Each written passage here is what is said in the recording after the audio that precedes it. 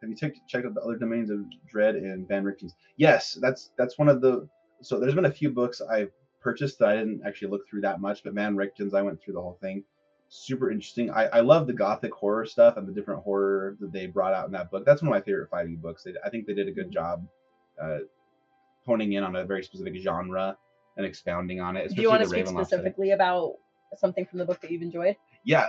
So there was the one who runs like a gala, and anyone who like goes against like traditions, like you didn't wear a tie, disintegrated and stuff like that.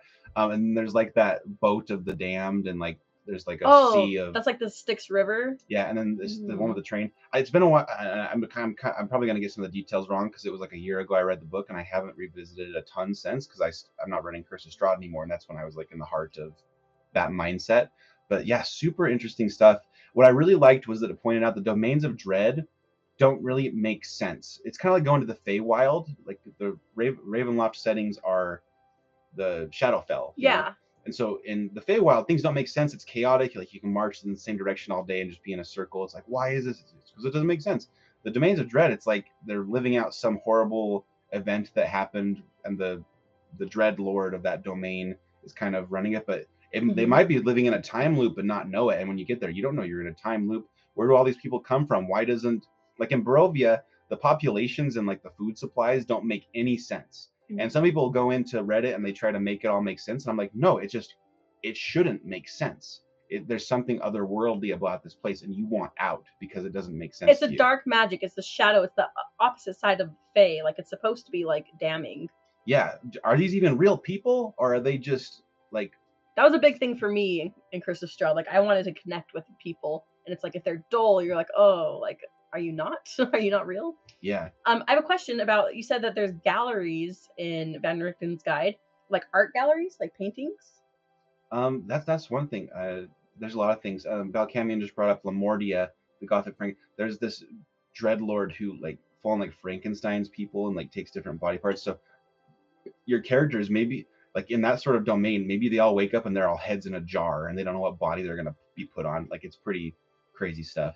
If I were running an art gallery in a plane of dread, and I'm the Dreadlord, therefore I have infinite magic and can do anything, I would be snapping people into pictures. Oh, okay, yeah. Anyone who crosses me, boom, you're a painting. You're stuck. The different planes have kind of like a person who damned that place and made it into a Shadowfell domain of dread. And so whoever that figurehead, it's usually like the whole area is kind of like defined by their subconscious and their sins. And so Barovia is Strahd. Although that's kind of debatable, but maybe that's too spoilery of like, because I when I was reading about the plane of the shadow, I think that people can, based on their deeds as humans or like humanoids, they can get damned to become a dreadlord, which is like a worse fate than whatever you can impose on the people in your dread plane. Yeah.